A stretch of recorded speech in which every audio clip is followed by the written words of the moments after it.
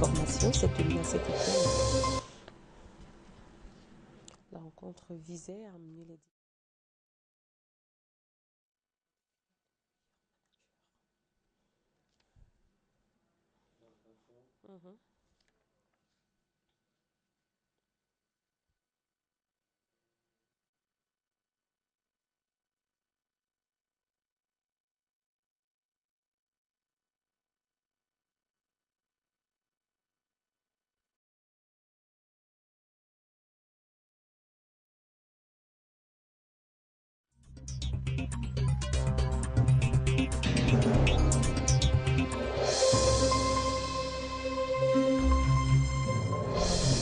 Célébration demain lundi de la journée mondiale du lavage des mains en Côte d'Ivoire. 5 millions de personnes seront sensibilisées sur la question. Dans ce journal, vous écouterez le message du gouvernement relatif à cette journée.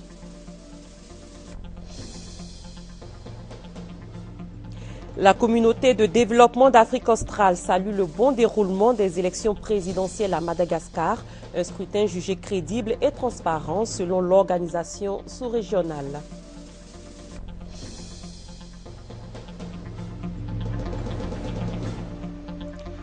Le scandale de l'espionnage américain s'amplifie. La NSA aurait bel et bien mis sur écoute le téléphone de la chancelière allemande Angela Merkel.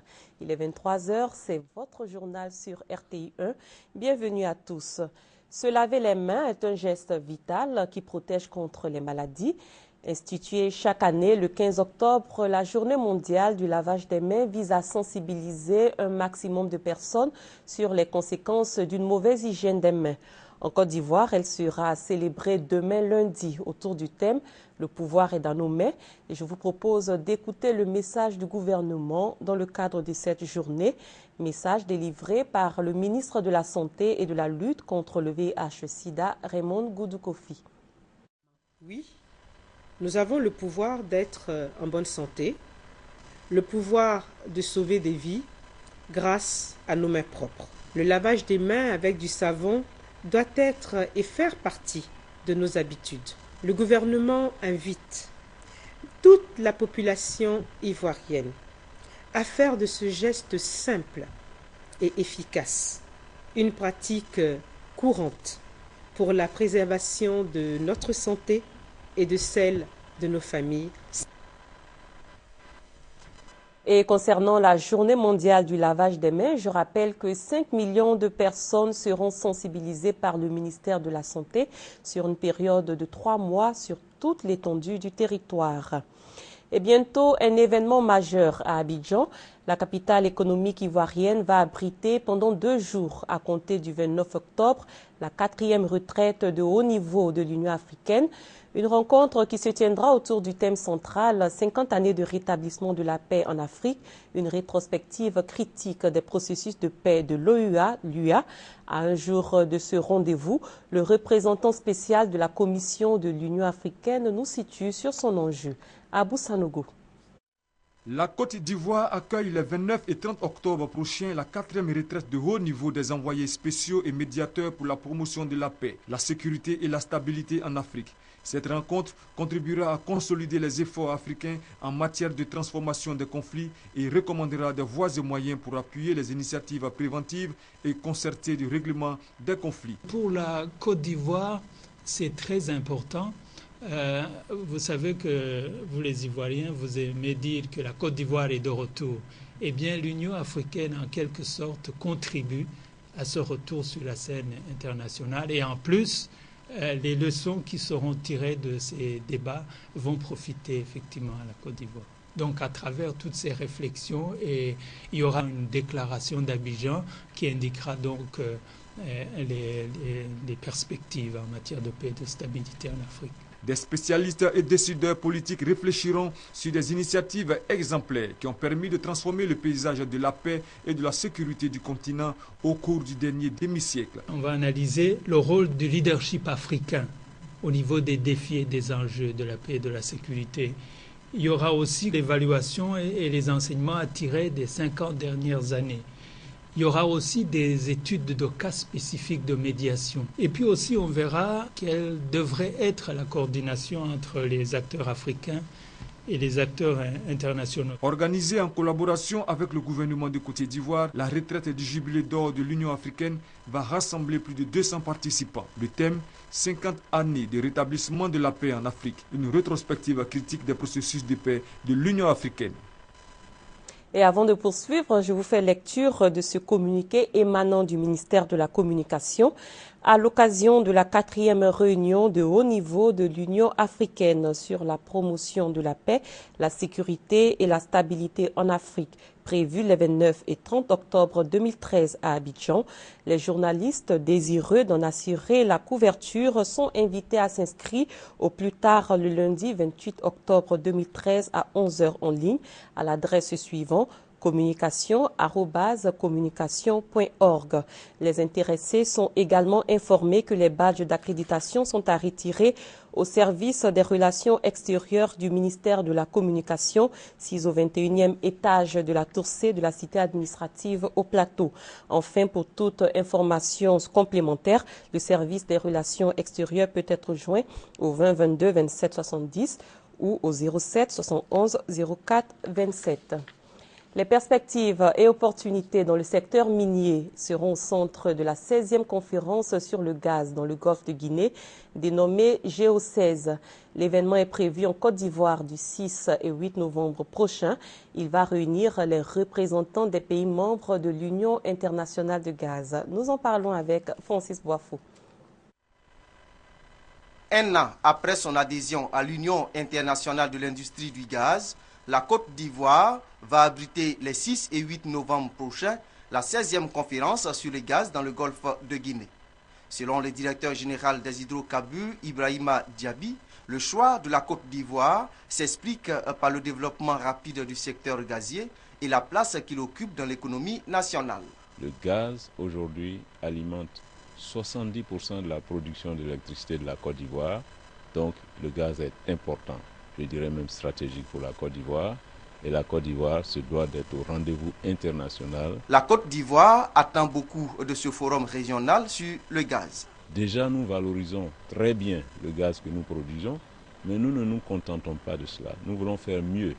Nous voulons être à la pointe de la technologie et des meilleures approches, des meilleures stratégies pour être à jour des différents projets techniques, des développements en offshore profond de gisements de classe mondiale qui viennent d'être découverts dans le détroit du Mozambique par exemple.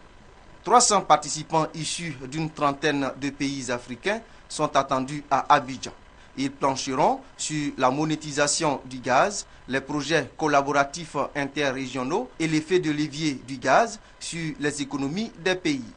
En marge de ce forum sur le gaz, les pays membres de la CEDEAO ainsi que le Mozambique, l'Angola et la Tanzanie se réuniront les 4 et 5 novembre pour échanger sur l'accès de l'énergie à moindre coût. Aider les responsables des PME et micro-entreprises à être de véritables acteurs de l'émergence économique, c'est l'objectif du ministère de l'Artisanat, du Commerce et de la Promotion des PME. Un atelier de formation s'est tenu à cet effet les 25 et 26 octobre dernier et la rencontre vise à amener les dirigeants des petites et moyennes entreprises et de l'artisanat à devenir de meilleurs managers. Abou Sanougou. Repositionner les secteurs des petites et moyennes entreprises et de l'artisanat comme opportunité de réussite économique et d'épanouissement social. Cela par le moyen de la formation, un défi que veut relever le ministère du Commerce, de l'Artisanat et des PME. Cette formation avait pour objectif effectivement de renforcer les capacités en vue de leur permettre de gérer efficacement leurs entreprises à tous les niveaux. Et au terme de ces travaux, nous avons remarqué que les PME ont été vraiment intéressés par les modules qui ont été développés. Après 2 jours d'échange, les dirigeants de ces 2 secteurs d'activité s'engagent à participer à l'émergence de la Côte d'Ivoire. C'est les techniques de vente qu'on nous a montrées et ensuite on nous a montré comment gérer les stocks. Et je pense qu'après cette formation, nous allons réussir à faire beaucoup de choses. Je souhaiterais que la Chambre de commerce et de l'industrie des PME puisse organiser ce genre d'ateliers. Ça rapporte beaucoup. L'accès au financement, les techniques de négociation et de vente, la gestion managériale sont les modules enseignés au cours de cet atelier. Le ministère du Commerce, de l'Artisanat et les PME entend offrir des stands aux participants lors de la journée promotionnelle des PME les 4, 5 et 6 novembre prochains. Le manque d'activité physique peut exposer aux maladies cardiovasculaires. C'est en substance le contenu du message de Mme Gouédan Diarra Fatou, présidente de la Fondation des maladies du cœur en Côte d'Ivoire. Selon Mme Diarra, 78% de la population ivoirienne ne pratique pas le sport. Elle était sur le plateau du journal télévisé de 13h et voici un extrait de son intervention. Dans nos populations, nous avons constaté que le taux de malades, le taux de décès était de plus en plus important.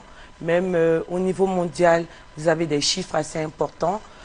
D'une façon générale, vous avez 35 millions de décès concernant les maladies chroniques non transmissibles, dont 30% sont attribués aux maladies cardiovasculaires. Pour nous, ce sont des chiffres qui sont extrêmement alarmants. Et tout à l'heure, vous avez annoncé 78% de notre population abidjanaise ne fait pas le sport, alors que le sport reste être un élément important pour la prévention.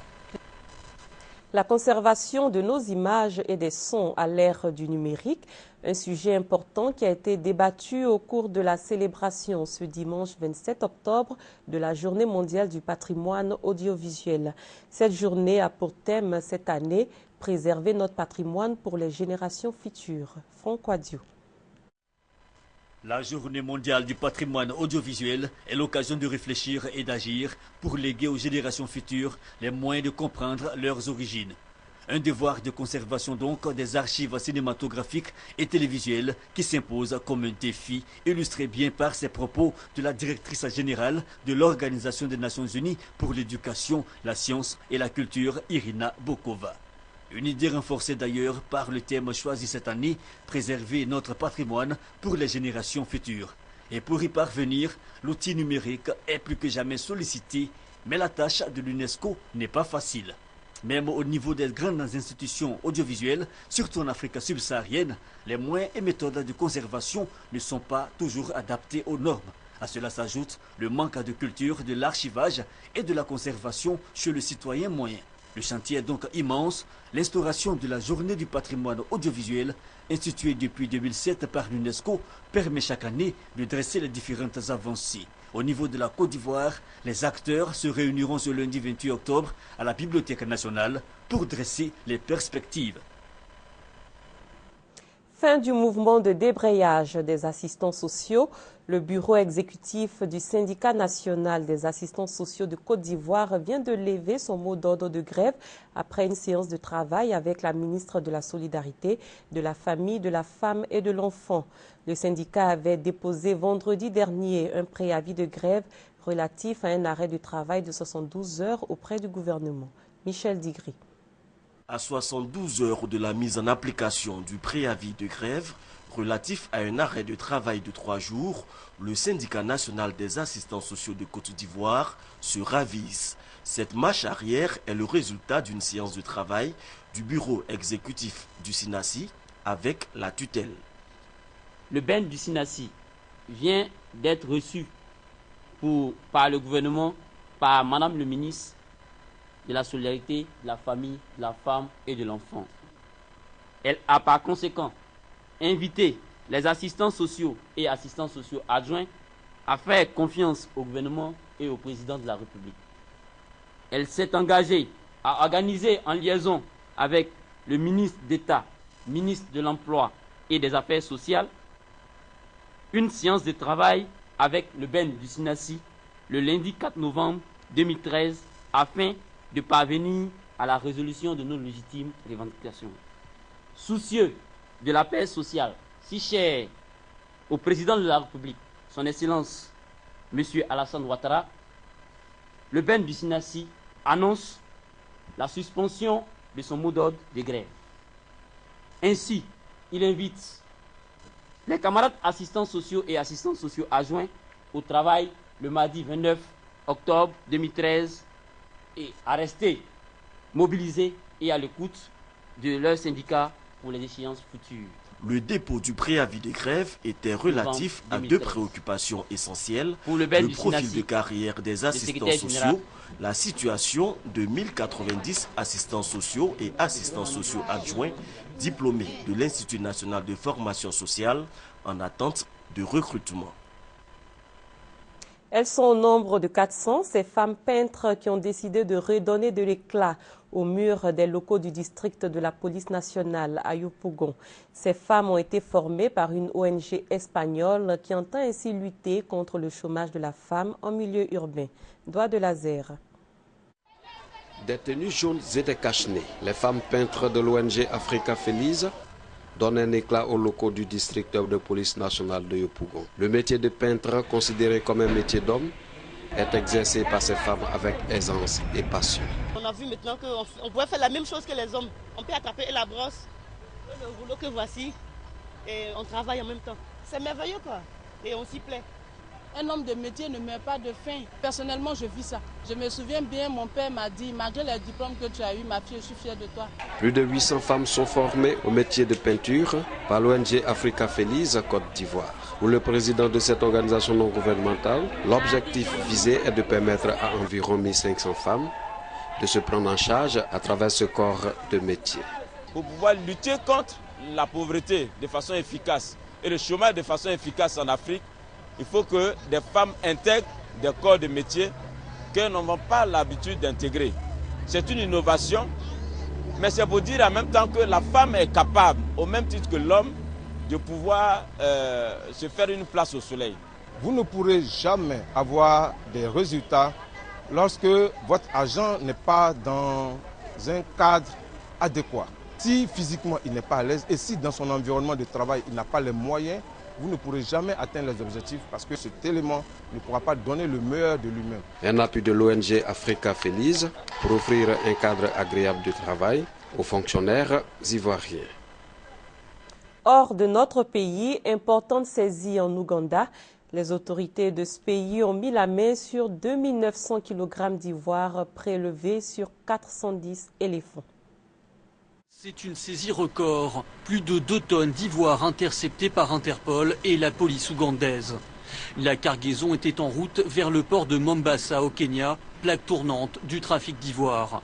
D'après cette quantité, cela représenterait plus de 400 éléphants braconnés dans la région des Grands Lacs.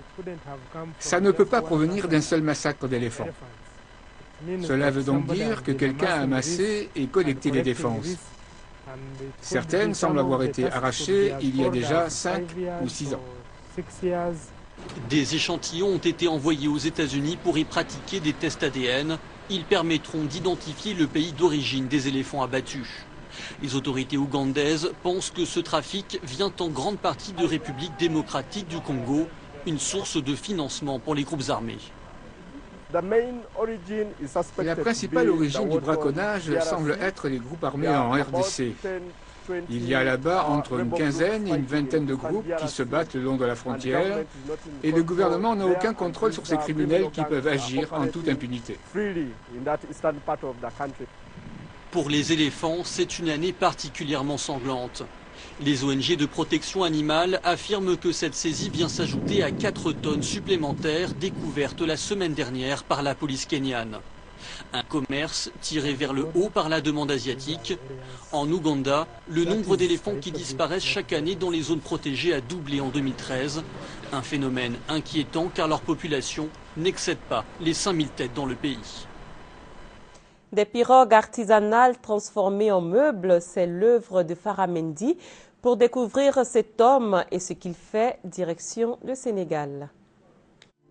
C'est l'histoire d'une rencontre inventive entre 2 hommes pour un projet commun. Transformer les vieilles pirogues de pêcheurs abandonnées pour une nouvelle vie après des années dans l'océan en les réincarnant en meubles contemporains. Une façon indirecte de participer à la protection de l'environnement. À Dakar, comme partout en Afrique, la maîtrise de la récup est légendaire. Ce n'est pas une question de mode, c'est une question de survie. En 2010, le projet de Ramon Lange, l'Espagnol, et de Farah Mendy, le Sénégalais, a pris forme. Ça, c'est une bonne affaire. Le bois tient encore.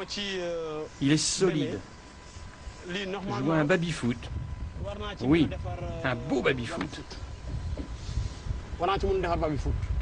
Une équipe d'artisans et d'apprentis est constituée, former des jeunes et les fixer sur place fait partie du projet.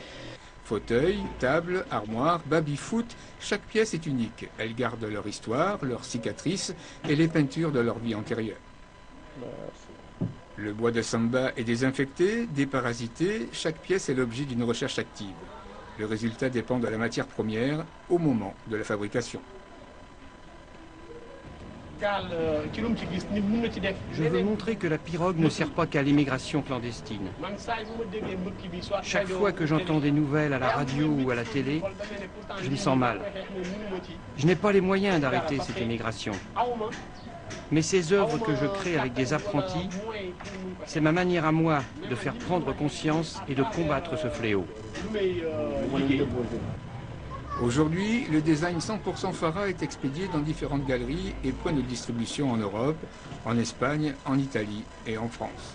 À Dakar, de la plage de Soumbédioune au quartier de Yoff, la conception de ces meubles atypiques a pris une dimension sociale qui ouvre de nouveaux horizons et de nouvelles perspectives aux jeunes apprentis sénégalais.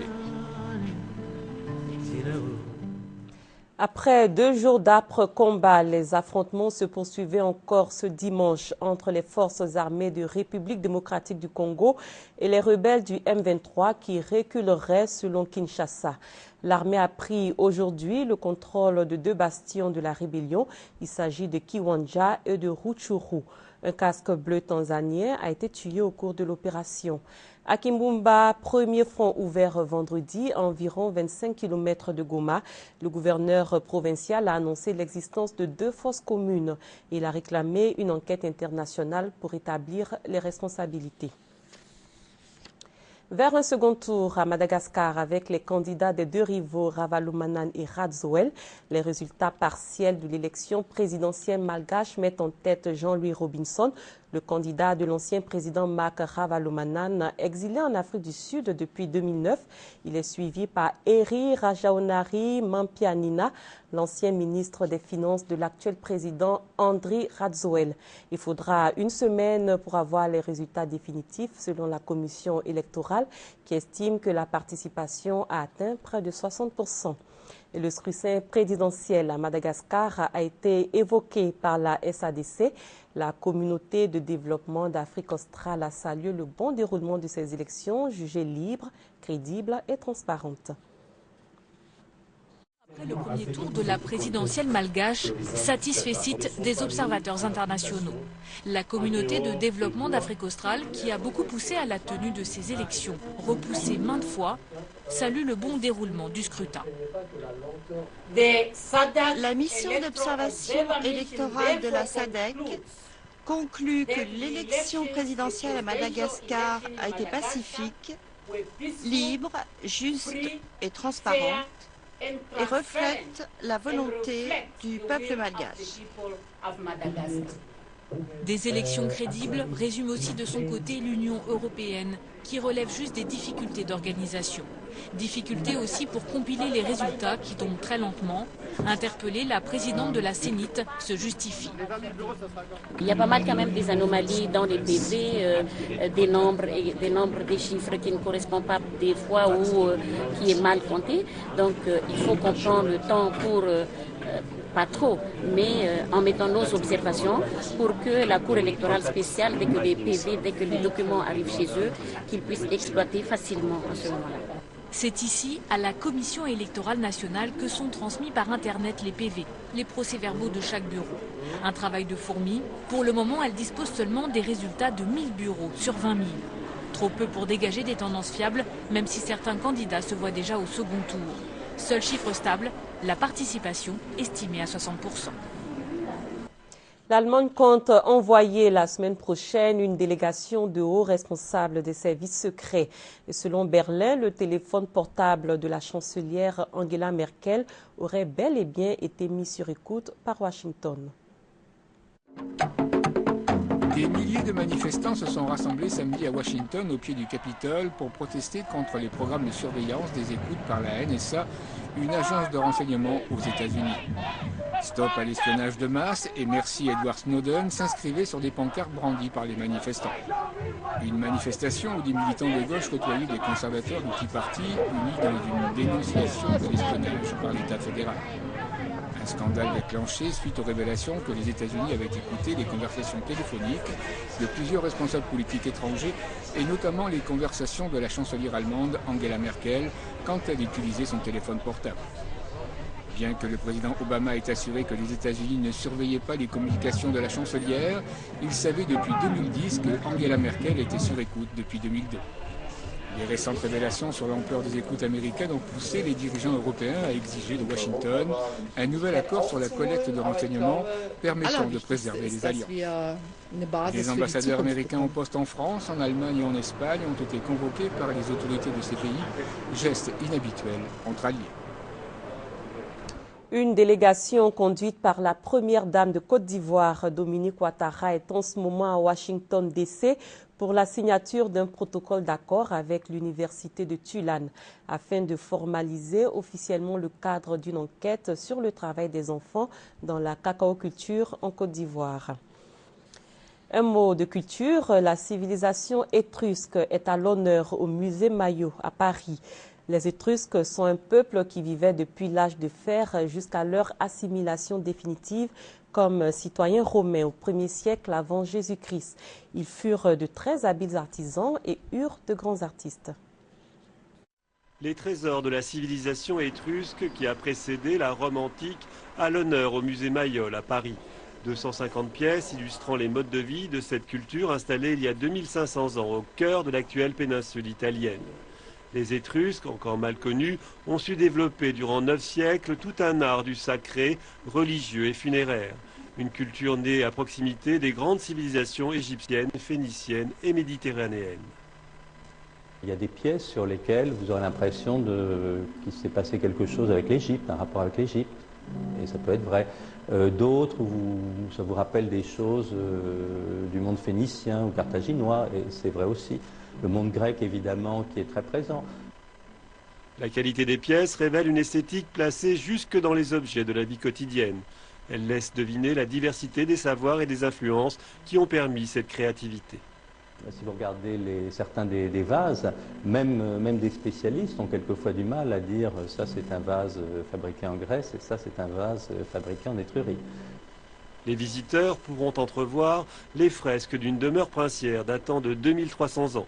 Des objets d'art illustrant une vie quotidienne que l'on qualifierait aujourd'hui d'hédoniste et de raffiné.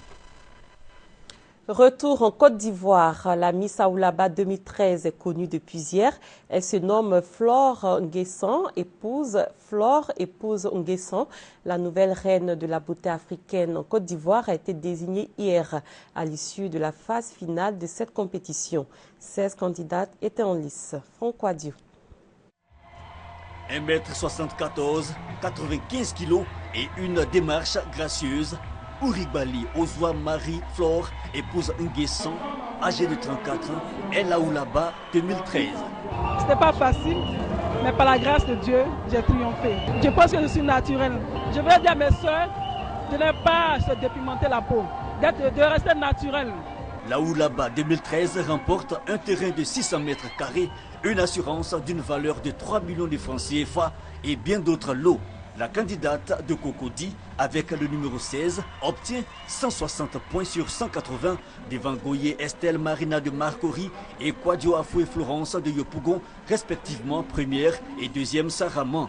Pour cette finale, elles étaient 16 candidates à rivaliser d'élégance et de charme. 3 passages, le boubou, le pagne et la tenue traditionnelle pour permettre au jury et au public d'apprécier leur beauté. Magnifier la beauté africaine, c'est tout l'intérêt du concours Aoulaba.